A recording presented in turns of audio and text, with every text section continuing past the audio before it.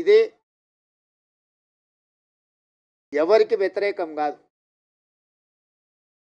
మీకు జరిగిన అన్యాయాన్ని సరిదిద్దే ప్రయత్నం ఇది.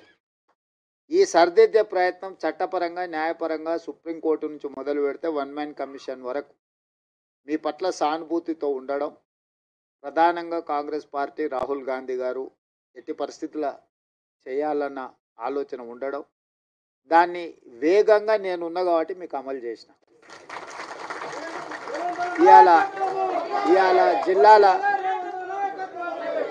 ఇవాళ జిల్లాలో మొదటి నుంచే నేను జడ్పీటీసీ కావచ్చు, ఎమ్మెల్సీ కావచ్చు, ఎమ్మెల్యే కావచ్చు, ఎంపీ కావచ్చు, ఇవాళ ముఖ్యమంత్రి కావచ్చు, ఏ స్థాయిలో నేను రాజకీయాలలో చిన్నది పెద్దది ఏ పదవైనా ఉండని మాదిగోళ్ళ పిల్లలు న్యాయంబడే తిరిగి ఎన్నికల ప్రచారం చేశారు.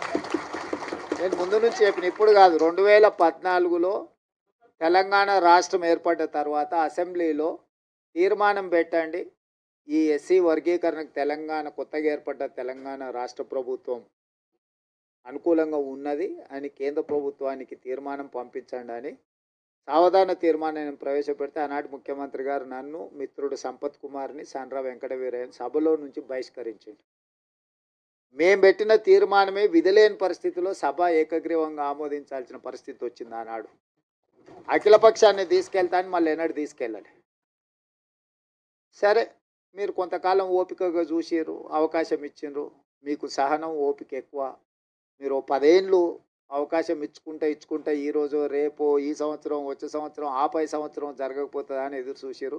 ఇక 10 ఏళ్లలో మీ సమస్యకు పరిష్కారం కాకపోతే ఈ సమస్యకు పరిష్కారం ఉన్నోళ్ళని దించడమే అని మీరు భావించిండ్రు.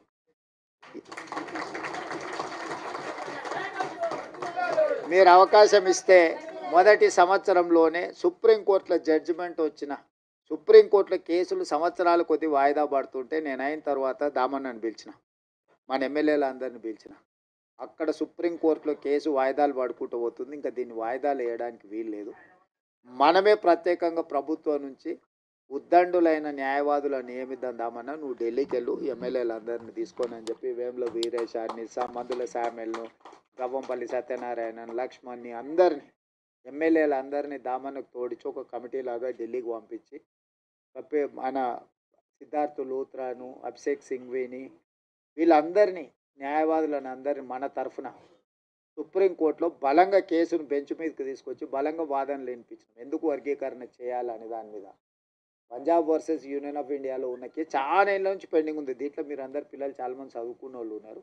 ఏళ్ళ కొద్దీ వాయిదాలు పడుతున్న దాన్ని 7 మంది న్యాయమూర్తులు ఒక దగ్గర కూర్చోవడం అనేది అంత అల్కగా పని కాదు. ఒకరు కూర్చుండే కష్టం ఉంది. ఇవాళ రేపు 7 మంది ఒక్కసారి ఇట్లా లైన్గా కూర్చొని మీ వాదనలు వినాలంటే కంటిన్యూస్గా వాదనలు వినిపించి సుప్రీంకోర్టును మెప్పించి సుప్రీంకోర్టులో జడ్జిమెంట్ తీసుకొచ్చి ఆ జడ్జిమెంట్ని ఏ రాష్ట్రం ఈ దేశంలో అమలు చేయలేదు. ఏ రాష్ట్రం, ఏ కేంద్ర ప్రభుత్వం. ఇవాళ మా సోదరుడు ఎక్కడైతే మద్దతు పలుతుండో, నాకు మంచి మిత్రుడు ఆయన, నాకేం విభేదాలు లేవు. నేను మళ్ళీ మీరు ఎవరైనా అనుకున్నారు, కృష్ణమాదిగతో నాకు పర్సనల్ రిలేషన్ చాలా గొప్పగా ఉంది.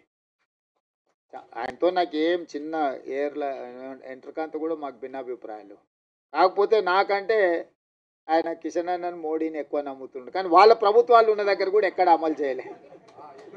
ఎక్కడ కూడా ఏ రాష్ట్రంలో అన్న వాళ్ళ ప్రభుత్వం ఉన్న కాదు, ఇన్ని రాష్ట్రాలలో వాళ్ళ ప్రభుత్వం ఉంది, నన్ను చేసిరా. కానీ నేనేందంటే ఈ వర్గాలకు అన్యాయం జరిగింది, ఇక నేనున్నప్పుడు కూడా న్యాయం చేయకపోతే వీళ్ళకి ఎవ్వరు న్యాయం చేయరని నేను బలంగా నమ్మిన.